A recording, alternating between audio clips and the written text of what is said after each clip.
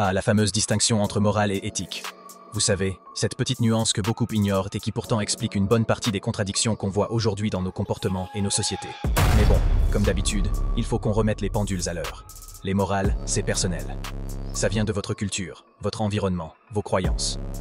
En gros, c'est ce que vous pensez être bien ou mal. Par exemple, vous pouvez être convaincu qu'aider les autres est une obligation fondamentale. Ok, c'est cool. Mais ça reste votre conviction. Les éthiques, c'est autre chose. Là, on parle de règles collectives, souvent établies par des groupes ou des institutions. Leur but, uniformiser les comportements dans une profession ou une communauté. Genre, un avocat doit garder la confidentialité de son client, même s'il sait qu'il défend un criminel. Ça, c'est l'éthique. Est-ce moral? Pas forcément. Et c'est là que ça devient drôle. Parce que parfois, ce qui est moral est considéré comme non éthique. Prenons l'exemple de cet avocat. Moralement, il pourrait vouloir révéler la vérité pour servir la justice, mais éthiquement, il enfreint les règles de sa profession. À l'inverse, ce qui est éthique peut être totalement immoral.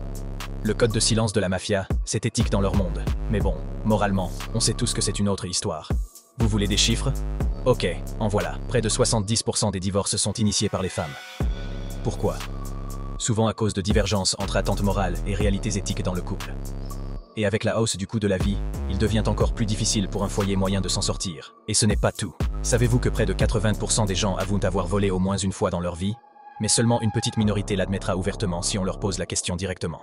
Pourquoi? Parce que la morale personnelle et l'éthique sociale entrent en conflit. Vous savez que c'est mal, mais vous le faites quand même, soit par nécessité, soit par opportunisme. Et pourtant, vous prétendez souvent être irréprochable. Le problème, c'est que beaucoup de gens, notamment sur les réseaux sociaux, se permettent de donner des leçons en se basant uniquement sur leur propre morale, leur vision du monde, en oubliant que chacun a une morale différente. C'est bien beau de faire la morale, mais encore faudrait-il se rappeler que vos valeurs personnelles ne sont pas universelles. Et ce n'est pas tout. Les mentalités évoluent constamment. Ce qui était moralement ou éthiquement accepté hier peut être condamné aujourd'hui, et vice-versa. Pourquoi? Parce que le groupe décide, pour une raison ou une autre, qu'il faut changer les règles. Parfois pour le bien commun, parfois juste pour suivre une tendance. Le problème, c'est que ces nouvelles normes éthiques et ces morales modernes sont souvent imposées sans réflexion sur leurs conséquences à long terme. Bref, avant de venir faire la morale ou d'imposer vos valeurs comme une vérité universelle, posez-vous cette question. Est-ce que vous réfléchissez réellement au contexte? Ou est-ce juste votre ego qui parle? Parce que si tout le monde suit uniquement sa propre vision du bien et du mal, on finit par avoir un chaos de règles contradictoires où plus personne ne s'y retrouve.